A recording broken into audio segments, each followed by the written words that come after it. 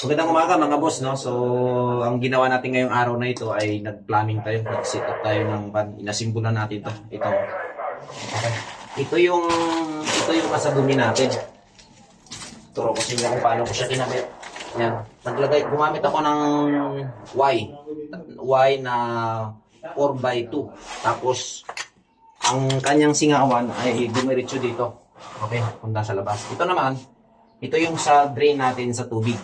Okay, pinagsama ko na yung galing doon sa may lababo, yun. Yung galing doon sa may lababo, pumunta dito, bumaba rito. Okay, tapos gumamit ako ng 245, tapos isang elbow dito. Ito yung sa kanyang floor drain, na kapag naliligo ka, dito yan nalulusot yung tubig. Okay, tapos kaya kasulukuyan na sinisit up ko ito ngayong yung linya ng natin ng tubig natin. Kasi yung tubig ay pressurized to, kailangan sigurado. So, dapat ay wala tayong leak dito. Ang importante dito, wala tayong leak, mga boss. Kaya, ito. Turo ko sa inyo. Kasi magkakaroon pa tayo dito ng isa. Naka-T. Mayroon pa tayong T dito. Okay. Saka ganito. Okay, yun yung papunta doon sa linya ng pump motor. So, yan yung ating tinatrabaho ngayon. So, simulan muna natin to. Tingnan natin kung kakasya. Hello. Yan. Basic lang naman mga boss, no? Pagkabit itong mga ganitong kwan. Yan.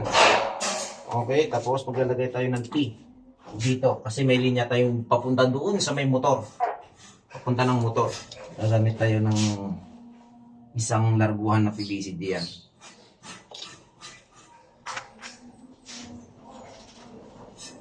Kaya puputulin natin dito.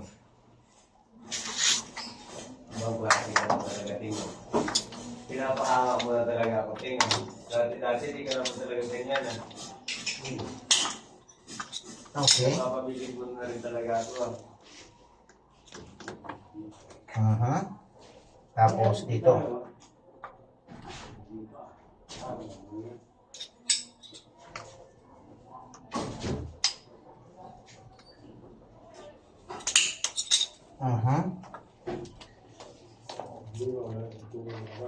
Okay. So, yan na mga boss, no? Bakit baba ka na? So, solvent pa lang natin yan. Tapos, yung PVC natin, na larguhan, ito na yun. Papunta na doon, dire-diretso na. Alright? Shout out sa aking mga followers and sa aking mga kaibigan. Kita nyo yung mga ginagawa natin, no?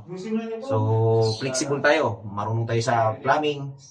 Hindi naman tayo kagalingan, pero ay nagagawa natin, kayang-kaya natin. So, after nito, ay dadalhin ko na mga yun yung electrical. Okay? Miguel, shout out sa inyo. Magandang umaga. Thank you for watching. God bless.